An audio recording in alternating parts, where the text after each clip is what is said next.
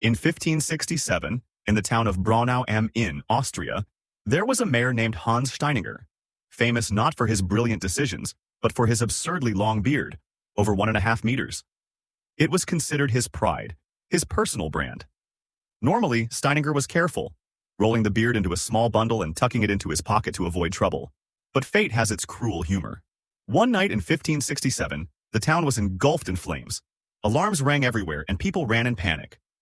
In the chaos, Steininger also rushed outside, but this time he forgot the most important detail, tying up his beard. Through smoke and fire, he sprinted desperately until his foot landed right on his own flowing beard.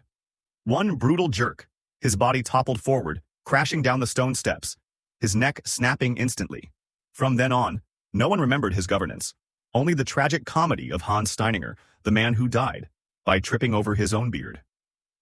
On June 17, 1871, in Lebanon, Ohio, the courthouse was packed with people watching a murder trial. Lawyer Clement Vallandigham, a man with a reputation for winning any case, was determined to prove his client innocent. He thundered. The victim could easily have shot himself while standing up, the gun catching the trigger by accident. The room was silent, all waiting for his knockout argument. Then, instead of just speaking, Vallandigham decided to recreate the scene. He pulled out a real revolver, holding it up as a prop. With confident gestures, he stood, demonstrating how the victim might have fired the shot, like he was on a Broadway stage. And then, in a single careless moment, his finger squeezed the trigger. A deafening bang, smoke rising, the bullet tore into his own stomach. Vallandigham collapsed, blood spreading across his shirt, the jury frozen in horror. He lingered for hours before dying. But his client was acquitted, thanks to that final performance. History recorded the strangest verdict. The accused went free, while the lawyer became the only casualty of the very case he was fighting. Proof that dedication to the profession sometimes means putting yourself on trial. In 1771, in Stockholm, Sweden, King Adolf Fredrik decided one day to treat himself to a feast fit for a monarch. The banquet stretched long, overflowing with delicacies. Bright red lobster, gleaming caviar, smoky salmon, champagne poured endlessly. The king devoured it all, his belly swelling. Yet the highlight was still to come, dessert. 14 semla buns, rich with almond paste, drowning in hot milk. One after another, Adolf Fredrik swallowed them as if competing in an invisible eating contest. By the 14th he leaned back, gasping for air, stomach tight as a drum. That night the palace echoed not with state affairs but with his agonized groans. Hours later the king was dead, doctors citing overconsumption. History never remembered him as a great ruler or warrior, but as the monarch who ate himself to death, Sweden's one and only casualty of an endless buffet. On July 9, 1993, in Toronto, Canada, lawyer Gary Hoy hosted a party in his 24th floor office. Amid the laughter and chatter, he proudly boasted to guests, "These windows are unbreakable. Hammer won't break them, even if you throw yourself at them." Without hesitation, he demonstrated. Gary charged, slammed into the glass with a loud thud. Guests burst into applause. Indeed, not a crack.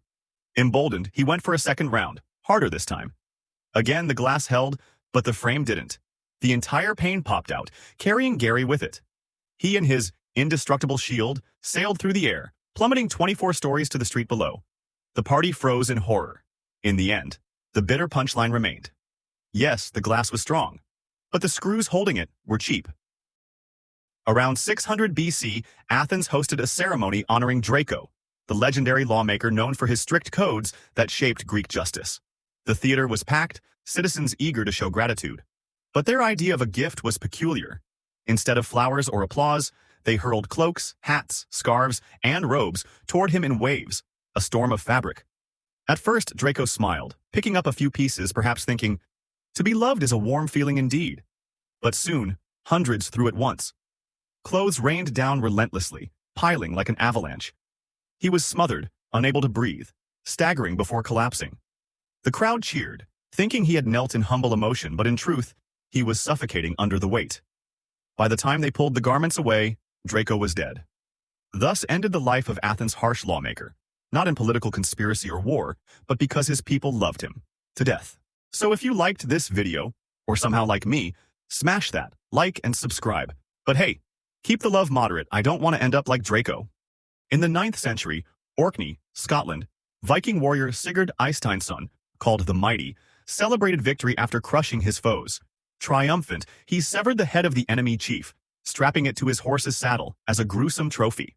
The bloody skull dangled with each stride, bouncing against Sigurd's leg. Then, fate took its joke. A single tooth from the severed head jabbed into his calf, sharp and filthy. Sigurd dismissed it as a scratch, but days later, infection set in, swelling, festering, spreading through his body. The fierce Viking who had slaughtered men without flinching now groaned from the bite of a corpse.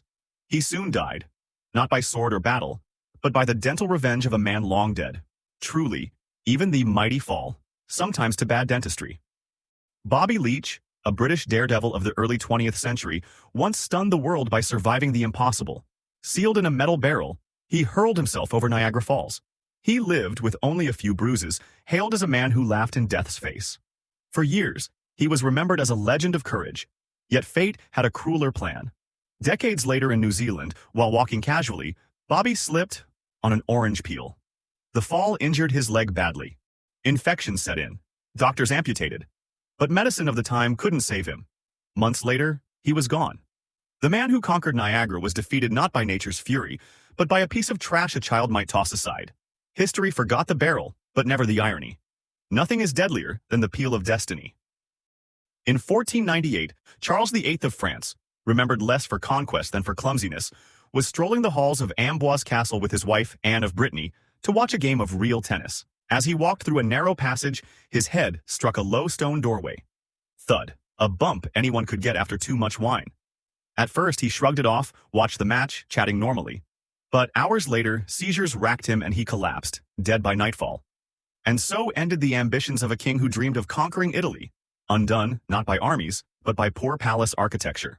History dubbed him Charles the Courteous, but people whispered he was the king knocked out by a doorframe. In 1974, in England, 48-year-old Basil Brown, a health fanatic obsessed with detox, believed salvation lay in fruit juice, especially orange juice. Convinced that massive doses of vitamin C would cleanse his body, he launched into a bizarre mission.